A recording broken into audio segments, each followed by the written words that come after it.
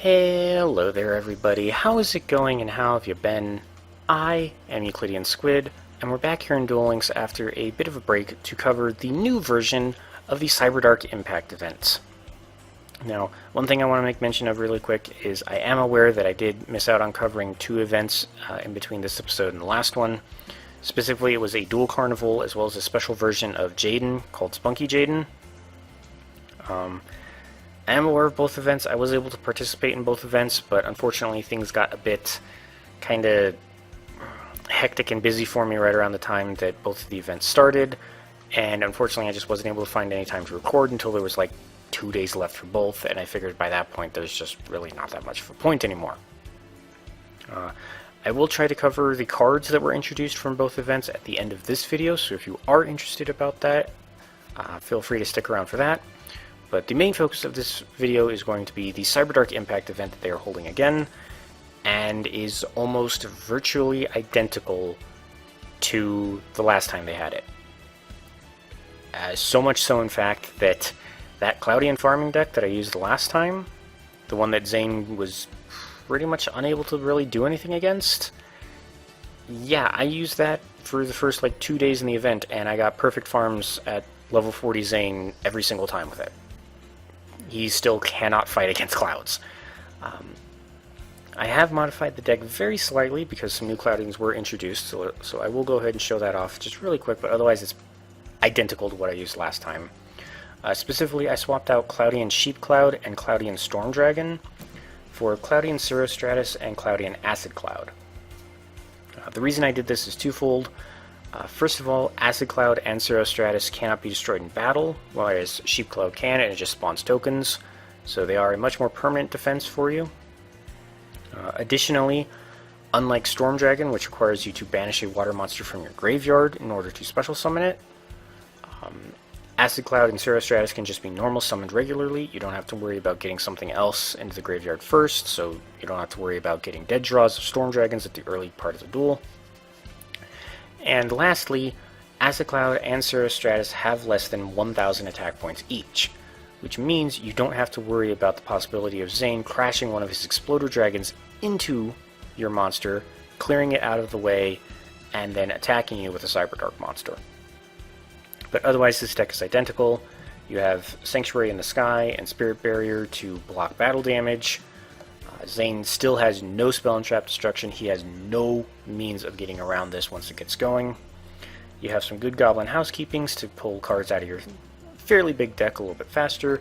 You have Pot of Benevolence to return things back into Zane's deck so that he doesn't deck out before you do. There's Golden Ladybugs to help to restore your life points. You have an Anti-Magic Arrows just to make absolutely sure he can't do anything on the last turn. And then the usual Tribute Summon, or Tribute 3 Cloudians for Winged Dragon of Ra. Dump your life points into it, attack, pretty much guaranteed over 10,000 life points, unless the Ladybugs like hiding at the bottom of your deck. Which has happened to me a few times, but fortunately is not all that common. Now, the advantage to that deck is that you can stick it onto pretty much any character. It is not very skill dependent. Considering I'm currently leveling up Ubel, I just decided to stick it on them. I went ahead and used Restart, which I think Ubel can only get by drop from a PvP or Legendary Duelist. But that just kind of helps try to get Cloudian and a damage blocking card in your first hand. But if you don't have a character with Restart that you want to use it on, I'd recommend someone with something like Draw Sense low level, because you have a significantly higher chance of jarring a Cloudian than you do a Golden Ladybug. Draw Sense Spell Trap can be kind of good, considering about half the spell and trap cards are battle damage blocking cards and the others are drawing.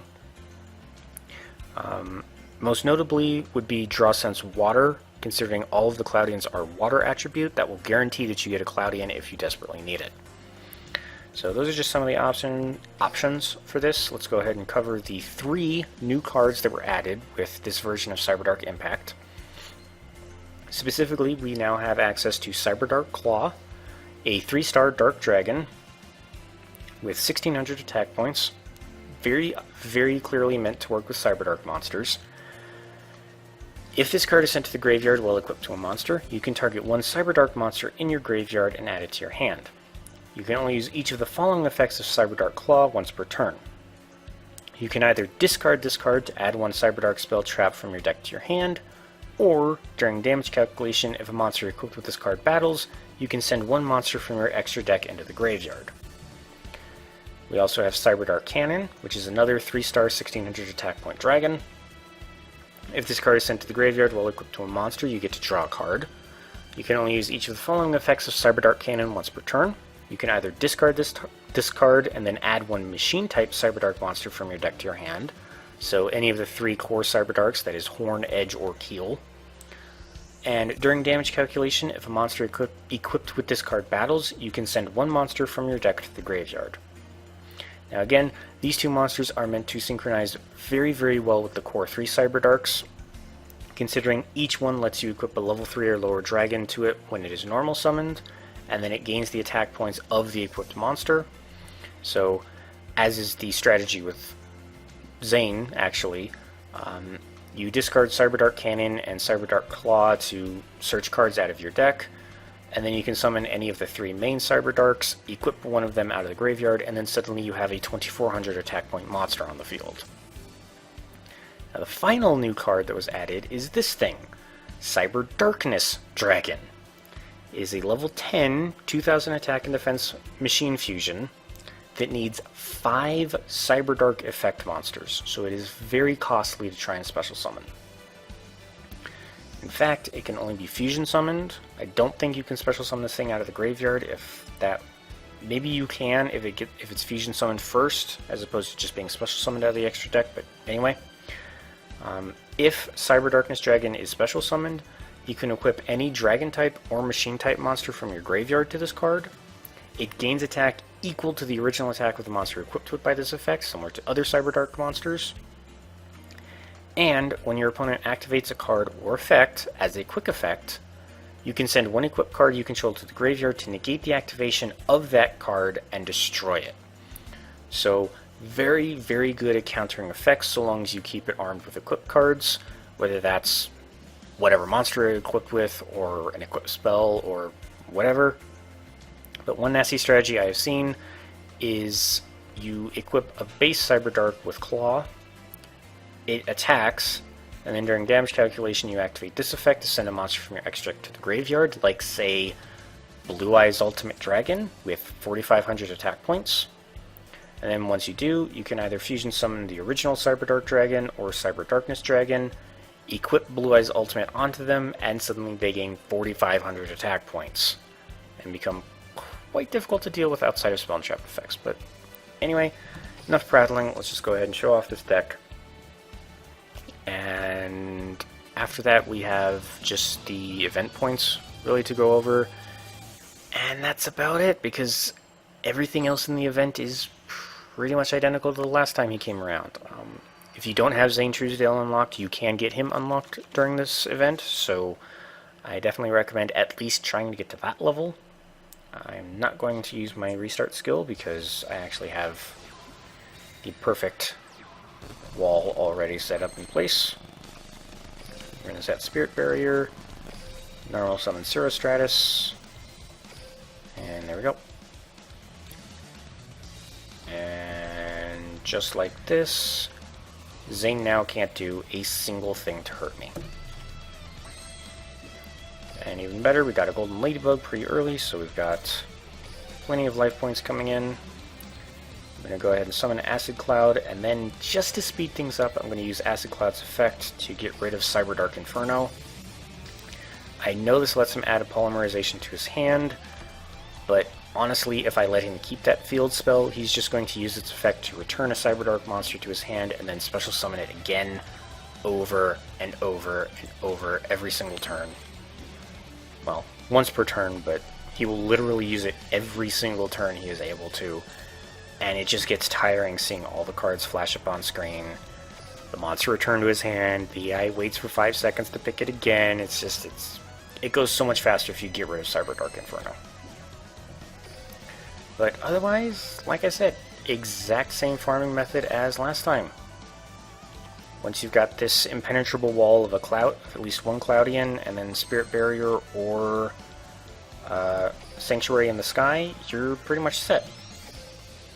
I did find there is one little catch to this deck, in that Spirit Barrier is the more valuable of the two damage blocking cards, specifically because Sanctuary in the Sky only blocks damage if a monster attacks your fairy type, and Cyberdark Edge can actually attack directly. So if you only have Sanctuary in the Sky, and Zane summons the Cyberdark Edge, he will start plinking you directly. So hopefully that doesn't happen too often. I've only had that situation come up once or twice where he got an Edge out before I got a Spirit Barrier. But otherwise, there's really not much to fear from him when you're using this deck. And in fact, I'm going to go ahead and use a Pot of Benevolence. I'm going to go ahead and return a Horn and an Edge back into his deck. Excuse me. Still very important to use your Pot of Benevolences to return cards into Zane's deck, just because he can and will discard Cannon and Claw to search out other cards from his deck. Just keeps him from decking out before you gather as many dual assessment points as you possibly can. I would recommend not sending back any Cyberdark Horns, or not Horns, any Cyberdark Claws or Cyberdark Cannons with Pot of Benevolence, simply because that gives Zane more cards to discard and trim down his own deck with, so kind of defeats the whole purpose of using Pot of Benevolence. But yeah, otherwise, once you get into this state, it's just a matter of just waiting him out. I'm absolutely fine letting him have a polymerization. He's probably got 2 more Cyberdark Dragons. I've never seen him use Cyberdarkness Dragon, so you pretty much don't have to worry about that as far as I'm concerned.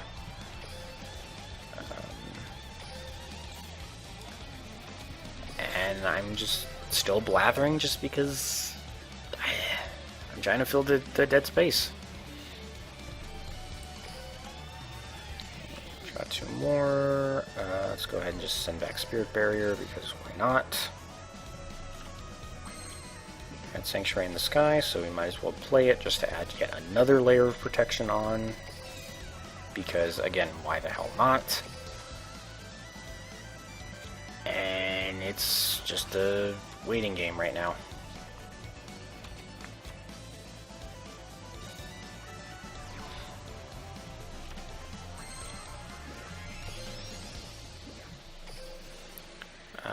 Actually, one more thing that I can mention is that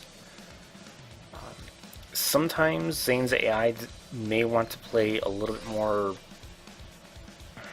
defensively, for lack of a better terms. There have been a few duels I've had where he just, like, even when something like his Cyberdark Horn is equipped with something and is at 2400 attack points, there's still times where he'll just put it in defense mode for long periods of time.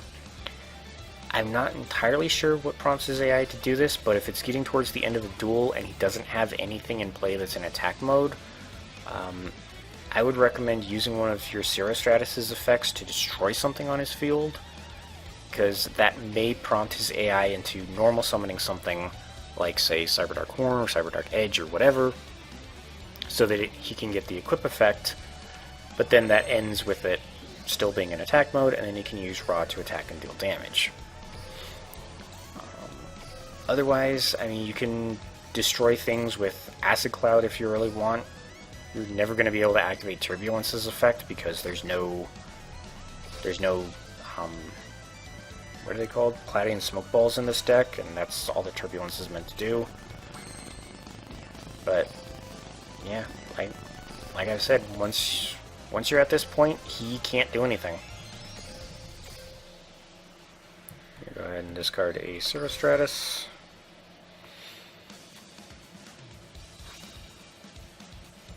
Here we go. We have far more than enough life points to end this already, but I want to go ahead and just get as many points as possible, so I'm going to try and empty my deck if I can. ahead and send those two back. So he is one card ahead of me still. But unless my last Good Goblin Housekeeping was the very last card in my deck, I should be able to empty it before he runs out. I think. I can definitely draw it before he runs out, but whether or not I can use it is another matter.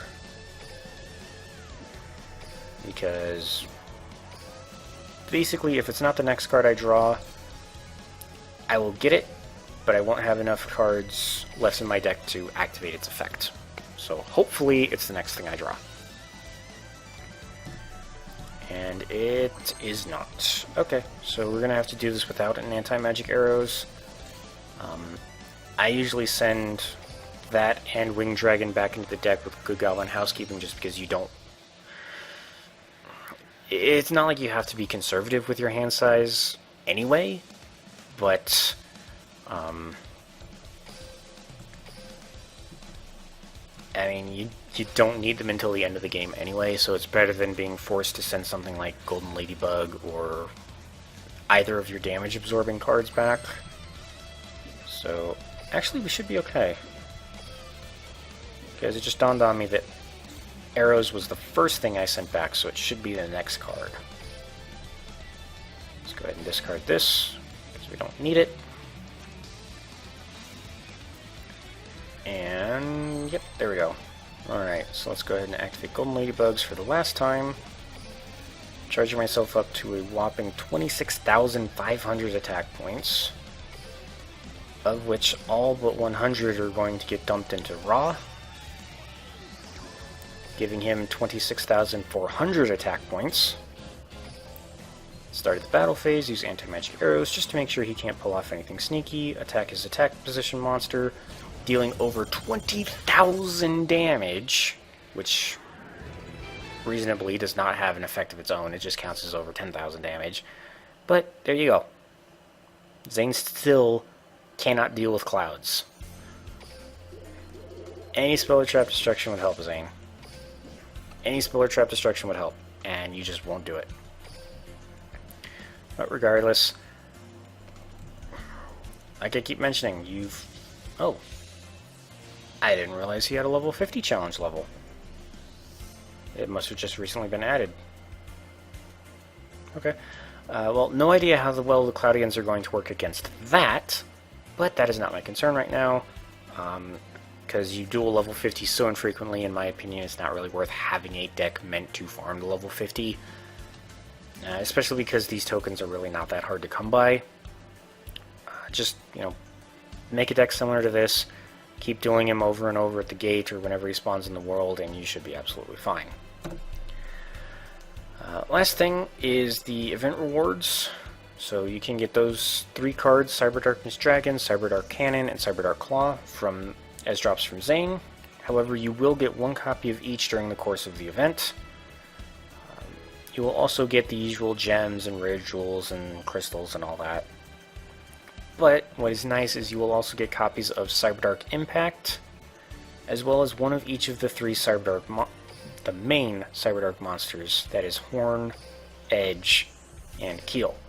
So by playing through this event, you are guaranteed to get a copy of every single Cyberdark card if you missed out the first time that the event came around. And that's actually kind of nice considering you really kind of need one of each to fully experience or to really fully use the entire Cyberdark archetype that's in the game so far. Otherwise, you will get a copy of Cyberdarkness Dragon as well at 2.6 million. And Zane's new skill, Cyberdark Style, you will get at 4.2 million. And if I look in the details... oh wow, even level 60 is available now. Okay. Anyway, basically Cyberdark Style, every time your life points decrease by 1800, you can draw a random Cyberdark monster instead of conducting a normal draw. So, basically a specialized draw sense skill meant for Cyberdarks. easy enough. You know, like I keep saying, everything else is identical to the last time he came around, so if you want any further details or in-depth effect readings of those, of the original Cyberdarks, go ahead and check out the other video I made the last time the event came. But yeah, that's pretty much everything new about the Cyberdark Impact. Now, as for the events that I missed, I remember some of the cards that were introduced. I don't remember all of them, so I do apologize if I miss one or two. Again, things just got a little bit too busy and I just couldn't find time to record.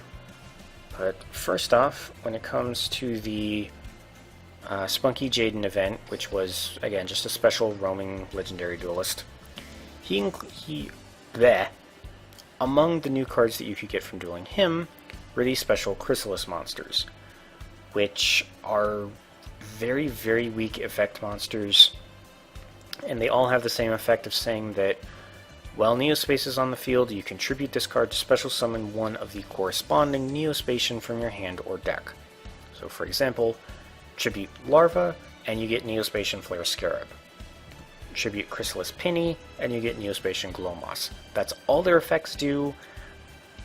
I can see how that might be useful, but I don't really see them becoming all that useful, considering you need Neospace on the field in order to even use their effects. But he also gave you Cocoon Rebirth, which is a continuous spell. Basically, you contribute one face-up Chrysalis monster you control to special summon one Neospatian monster written in the card text of that card from the graveyard.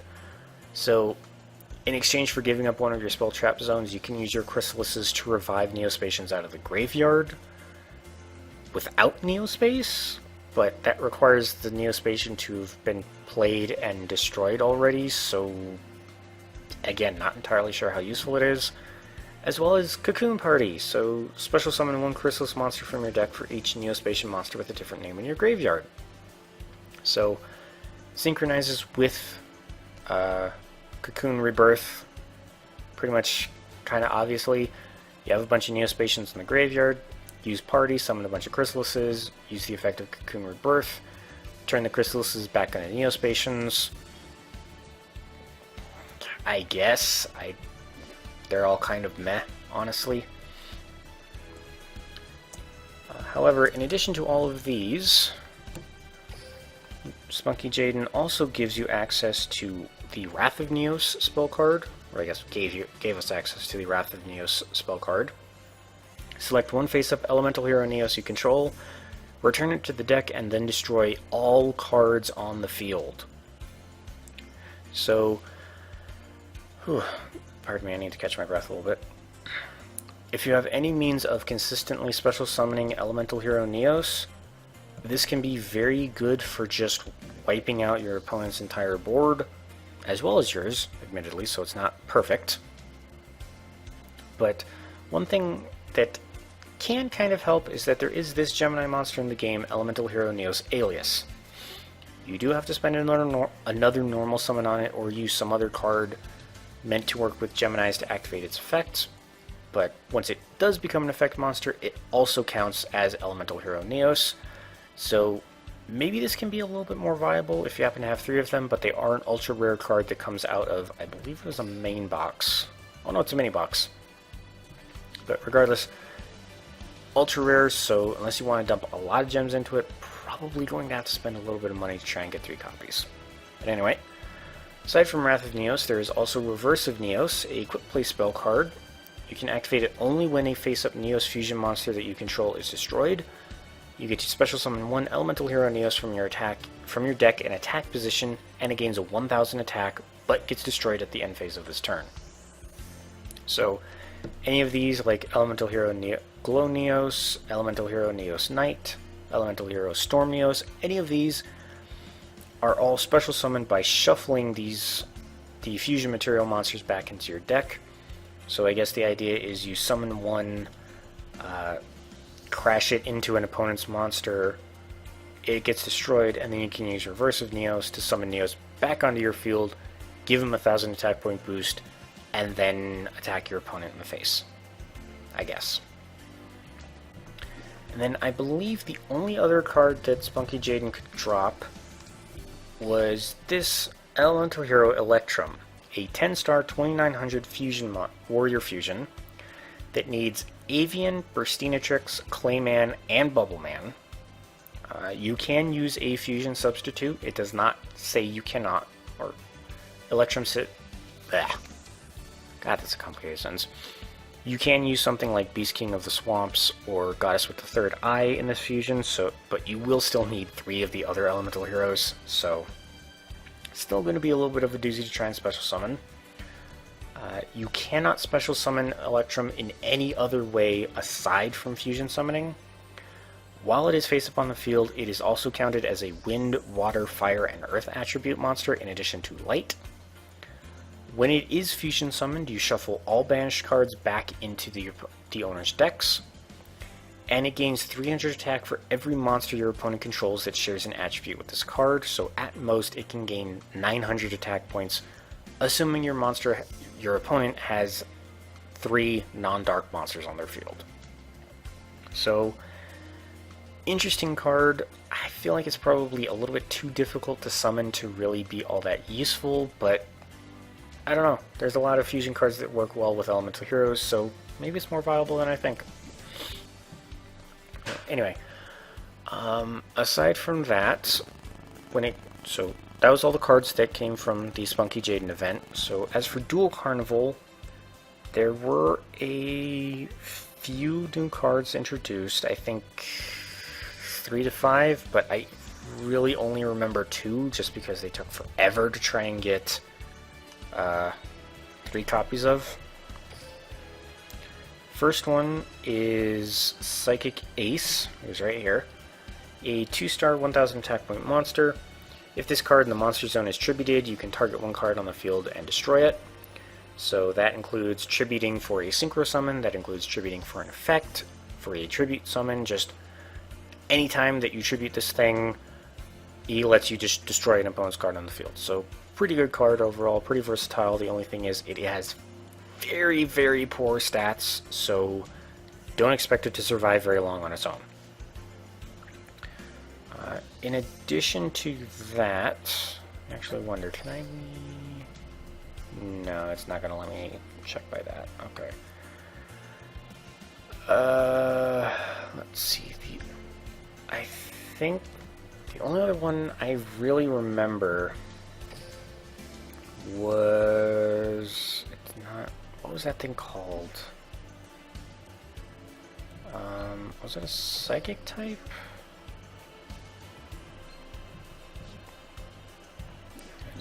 No, stop, I'm clicking the wrong buttons. It had a fairly... Yeah, here it is. Rise Bell the Star Adjuster. A 3-star psychic with 800 attack and defense. When this card is special summoned, you can target 1 face-up monster on the field. Increase its level by up to 3 until the end of this turn. So this card is very obviously meant to help people with synchro summoning, considering it lets you adjust any monster's level by up to 3. So you can boost him into a 4, 5, or 6-star monster, for example. Combos very well with this other thing, this other card, Serene Psychic Witch, which basically says when she is destroyed and sent to the graveyard, you can banish a Psychic-type monster with 2,000 or less attack from your deck. Then during the next standby phase, you could special summon the monster that was banished with it. So, for example, you banish Rise Bell. When it gets special summoned back to the field, you boost his level by whatever you need, play your tuner, synchro summon, and there you go.